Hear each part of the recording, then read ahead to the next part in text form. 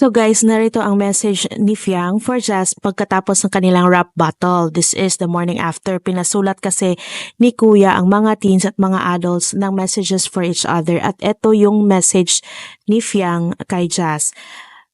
Hindi namin makita lahat-lahat o buong-buo yung message niya. So, yun, may mga parts na putol or may blank. Pero ito po yung gist ng message ni Fiang kay Jazz.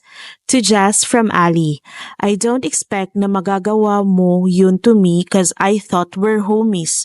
Super foul lahat ng sinabi mo to me to the point ni dinamay mo family, education, suitor, ex, ko, blank. Lahat na sinabi ko is basically wala sa script ko cause you literally triggered me, and if sinabi ko lahat or sinunod ko ang nasa script ko, parang pumapayag lang ako na i-insult, blank.